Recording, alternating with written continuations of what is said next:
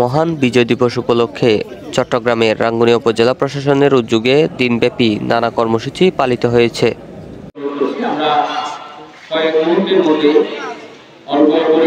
সোমবার সকালে উপজেলা সদরের একটি অডিটোরিয়ামে বীর মুক্তিযোদ্ধা, যুদ্ধাহত মুক্তিযোদ্ধা, শহীদ মুক্তিযোদ্ধা ও পরিবারের সংবর্ধনা অনুষ্ঠান এবং আলোচনা সভা অনুষ্ঠিত হয়েছে।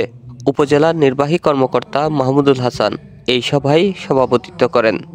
রক্তক্ষয়ী মুক্তিযুদ্ধে আপনারা সম্মুখ সমরে অংশগ্রহণ করেছেন।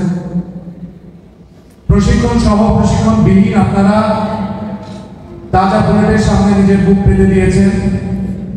বক্তব্য রাখেন সহকারী কমিশনার মারজান হোসেন, উপজেলা প্রাণী সম্পদ কর্মকর্তা ডাক্তার শর্মিন আক্তার, বীর মুক্তিযোদ্ধা খায়রুল বশর মুন্সি, দেবপ্রিয় বড়ুয়া, ফরিদ আহমদ, উপজেলা শিক্ষা কর্মকর্তা হিন্দুল বাড়ি সহ আরও অনেকেই।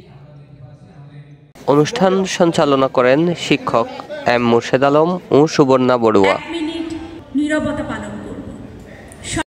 অনুষ্ঠানের শুরুতে শহীদ মুক্তিযোদ্ধাদের স্মরণে 1 মিনিট নীরবতা পালন এবং মুক্তিযোদ্ধা ও শহীদ মুক্তিযোদ্ধা পরিবারের সদস্যদের ফুল ও উত্তরীয় দিয়ে বরণ করে নেওয়া হয়।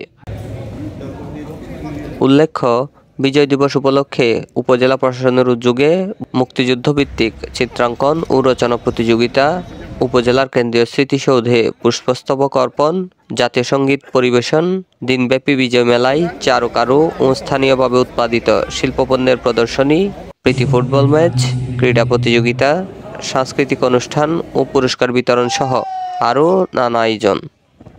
আব্বাস হোসেন আফতাব, রাঙ্গুনিয়া 24।